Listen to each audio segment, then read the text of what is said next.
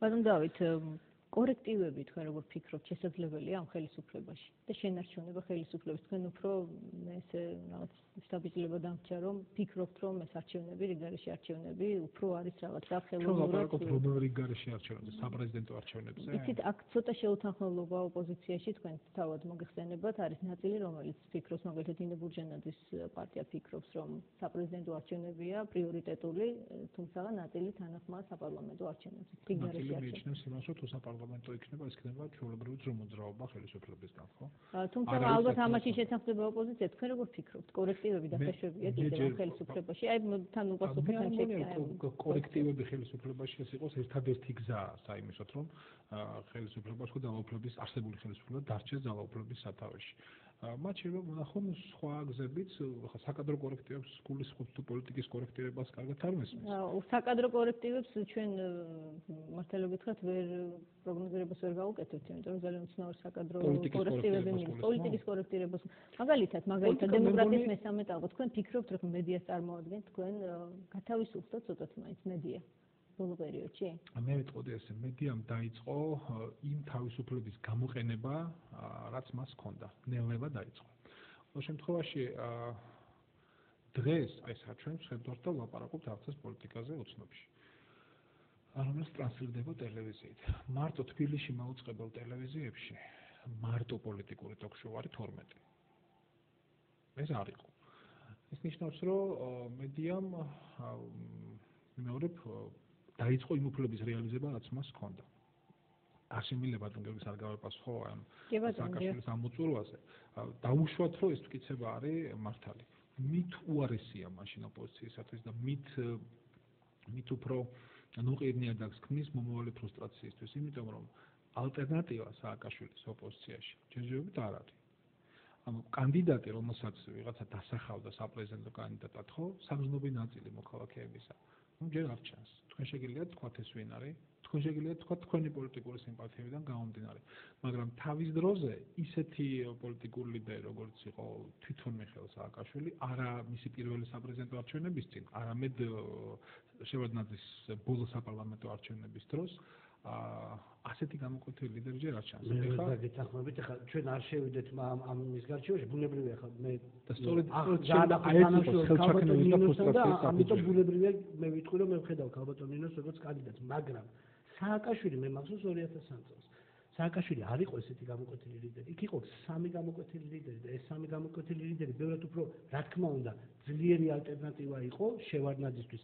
ეს სამი გამოკვეთილი ლიდერი ვიდრე დღევანდელი გარემო, როდესაც ესეთი დაუშვათ, ესეთი ტრიუმვირატი არ არსებობს, მაგრამ ამაში ხო არა საქმე. საქმე ისაა, რომ ჯერ ესეთი პირველ რიგში ის მომავალი ლიდერი, ვინც მოვა, იმას არ უნდა ქონდეს იმ ხელა უფლებები და უფლებებიც ქონდეს სააკაშვილს. რა უფლებებიც მერე შეიქმნა სააკაშვილმა სამწუხაროდ აი ამ ერთობის ფონზე. რა თქმა უნდა, იმიტომ რომ ეს მან ჩამოაყალიბა უпростоად რაღაც ავტორიტარული რეჟიმი. რა თქმა უნდა კონსტიტუციური შეიცავს, მაგრამ ეს პოლიტიკური სპექტრი მე ვერ გეტყვით, რომ ხა ჩემზე თორემ შტაბეჭდებას იგივე მთავრობაში რა პოლიტიკური სპექტრიც არის. იგივე სააკაშვილი ხო გეუბნებით რაღაცაში ალბათ გამოყენებადია, როგორც მაგრამ არა როგორც პრეზიდენტი. შეიძლება ის იყოს პარლამენტის თავმჯდომარე, შეიძლება იყოს ქალაქის მერი, მაგრამ აღარ არის ის პრეზიდენტი ქვეყნის. და სხვა შორის ძალიან სერიოზული პროფესიონალები არიან ამ მთავრობაშიც, რომელიც თუ ოპოზიციამ ესე დააყენა საქმე, რომ მათ არ ელაპარაკება, ეს შეცდომა ის. ბატონ გიორგი, თუ აი ეს ცვლილებები რომ მოხდეს უცებ დანიშნოს პრეზიდენტმა არჩევნები, განცდა რომ ვიღაცა უნდა დამარცხდეს და ვიღაცა უნდა გაიმარჯვოს. მე მაგას განცდა რომ ჩვენ ვართ ძალიან სერიოზული პრობლემების წინაშე და როდესაც ერი ამ სერიოზული პრობლემების წინაშე ერთიანდება, იქ ვისაც რა შეუძლია იმას არ. რამდენი შესაძლებელია რომ აი ამ პირობებში ჩატარდეს კონკურენტუნარიანი არჩევნები, რომ დაინიშნოს. აი რა პირობებში ახლა გეტყვით ბატონი დავითი კი ბრძანებდა რომ 12 ток-შოუა ეთერში და შემდეგ, მაგრამ მე ხელს არ არის საკმარისი. დიახ, აი მე ხელს მოვწევ დოკუმენტი მინდა რომ ჩვენ მაყურებელმა ის ნახოს. რა თქმა უნდა ვერ წაიკითხავს, მაგრამ ეს არის დოკუმენტი, რომელიც გავრცელდა ესე იგი ყველა ნიუსრუმში.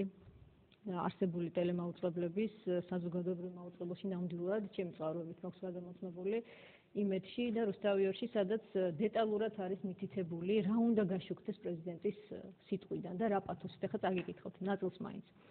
მიმართვების სოციალური ჯგუფებისადმი მათი პრობლემების გრძნობა. 1. message box-ი არის ერთი მეორე განყოფილება ასეთი. არის ასეთი კიდევ წელზე კამრების მოჭერა და ასე შემდეგ. და პრინციპში ყველაფერი რაც იტყოდა ოპოზიცია, აქ გიორგი თარგამაძის შეკითხვებიც არის და ყველა დანარჩენი იყო წინასწარ ცნობილი პრეზიდენტისთვის და პრეზიდენტის პასუხებიც.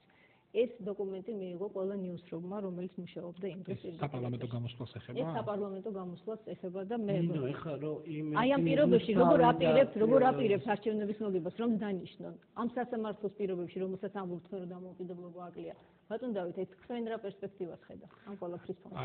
მეთქი პერსპექტივაზე უფრო მომირჩევნია ვილაპარაკოთ იმაზე, რაც ხელში გვიჭირავს ნამდვილად. დიახ, აი მე მიგავია ხელში ახლა მე შეიძლება ვიღაცა მითხრას რომ შენ როგორ დაგიჯეროთ რომ ეს ნამდვილად დარიგდაო, მაგრამ მე ვადასტურებ რომ ეს მრავალ წყაროზე გადამოწმებით მიწვია ხელთ. რაც მან წერია, მე მაგას შევხედავდი ცოტა სხვა კუთხით. ეს არის ჟურნალისტებისადმი უნდობლობის გამოხატულება. ღრმარწმენა, რომ ისინი არიან არაპროფესიონალები და აზრზე არ არიან რა უნდა გააშუქონ თვითონ. რომ პროდიუსერებიც არიან ასევე არაპროფესიონალები, მათ არ იციან, ჩვენ ვიცით. ეს არის პოლიტიკური კლასის ამ შემთხვევაში მისი ერთი ნაწილის ხელისუფლების ამბიცია. უნდა გითხრათ, რომ ღრმად დარწმუნებული იმაში, რომ აი თუ კი ეს გაშვებულია, არ ვიცი საიდან, კანცელარიიდან არის. თქვენც საიდან არის გაშვებული? მათ მიიღეს, მაგრამ თუმცა წყაროს იმის გამო რომ ბოლომდე გადამოწმებული არ მაქვს, არ დავუსწრებ, თუმცა ყველა მიხვდება, ვინ აკონტროლებს პირადად მედიასაშენ, ვის ძედება ბრალი აი ამ. ეს არის ამას ბრალი ედება იმ ადამიანს, ვინც ამას დაუჯერა, თორე ვინც რა თქმა უნდა, ეს ორმაგი პრობლემაა. მე მანდوار. დიახ, ეს ორმაგი პრობლემაა. ჩვენი გადაცემა დასასრულს უახლოვდება, მაინც მინდა რომ ფინალური რაღაცა დიალოგი შედგა. დიალოგი შედგა, თუმცა დრო შეზღუდულია. ბატონ დავით, ბატონ გიორგი, მინდა რომ მაინც ძალიან მოკლე პროგნოზი გააკეთოთ იმისა, იქნება თუ არა ქვეყანაში რიგარიში არჩევნები. მე მგონია რომ ისტორიას რითმები არ აქვს და როგორც არქიტექტორი ამბობდა, პოლიტიკაში პოეტობას ჯობია შევეშვათ რა. ანუ ერთხელ იყო ამამდელი არჩევნები, საქართველოს პრეზიდენტის თვითონ თქვა რომ ესე იგი ძალიან შევწდი და მეც აღარ დავნიშნაო. ხო გახსოვთ ეს თქვა. ესე რომ ეხლა საფუძველი რაღაცა პატარა საფუძველი ამამდელი არჩევნებისთვის შეიძლება არსებობდეს, მაგრამ არსად არ წასულა. ის ამორჩეველი, ვინც ხომ მისცა როგორც სააკაშვილს, ისე ნაციონალურ მოძრაობას, არსად არ წასულა ის 4%-იანი ამორჩეველი, რომელიც ხომ მისცა დათო გამყრელიძის როგორც კანდიდატს, ესე რომ დიდი დრო არ გასულა. ეხლა სულ ნახევარწუთი. კი ბატონო, განსახურდია მაიღო 87%. გავიდა წელიწადნახევარი შევარდნაძემ მაიღო 95%. მაგრამ ეხლა წელიწადნახევარი არ გასულა, ნაკლები გავიდა, მაგრამ ხელისუფლება იგივეა. ასაგებად მე პროცესი ბატონ გიორგი, მკვეთრიცვლა მოსალოდნელი არ არის. მკვეთრიცვლა მოხდა სამწუხაროდ ქართულ პოლიტიკაში, ეს მკვეთრიცვლა იყო ის სერიოზული შეზღუდვა დემოკრატიაზე, რომელიც 2008 წლის გაზაფხულზე მოხდა. მე ვიტყოდი, ეს იყო ერთ-ერთი ყველაზე სერიოზული ეტაპი ქართული დემოკრატიის შეზღუდვის 2008 წლის გაზაფხული, შემდეგ ამას მოყვა ძალიან მკვეთრიცვლა წაგებული ომის სახით და ამ წაგებულ ომში სრულად უპასუხისმგებლო ხელისუფლების სახით მკვეთრიცვლა მოხდა საგარეო პოლიტიკაში აქედან გამომდინარე და აქედან გამომდინარე მე ვამბობ, რომ შანსი არჩევნების და ხელისუფლების შეცვლის არის, თუმცა ბუნებრივია ეს არ მოხდება თუ ოპოზიცია არ გაერთიანდა არა საარჩევნო ბლოკად, არამედ არ გაერთიანდა ერთი წინააღმდეგ. ხო, ერთი წინააღმდეგ არა, მე ამბობ, რომ ეს არის სააკაშვილის წინააღმდეგ ბრძოლა, ეს არის არსებული. არა, მე ამბობ, რომ ეს არის ინდივიდუალურად სააკაშვილის წინააღმდეგ ბრძოლა. მე არ მგონია, რომ სააკაშვილი არის სააკაშვილის ხელისუფლება. სააკაშვილის რეჟიმის წინააღმდეგ ბრძოლა. დიდი მადლობა თქვენი მოსაზრებების გამოხატვისთვის. სამწუხაროდ ჩვენი ეთერი დასრულდა. მე ძალიან მოხარული ვარ იმის, რომ თქვენ ეთერში მოხდათ თქვენი მოსაზრებების სხვადასხვაობის ხელი ჩამოართვით ერთმანეთს, თუნდაც ეს საკითხთან დაკავშირებით, ნახოთ რა იქნება პერსპექტივაში. დიდი მადლობა, ეთერში გავხდათ უცნობი კავკასია, რომელიც ხვალ დაგიბრუნდება 20 საათსა და 30 წუთზე ნათია გამსამიძესთან ერთად ნახვამდის.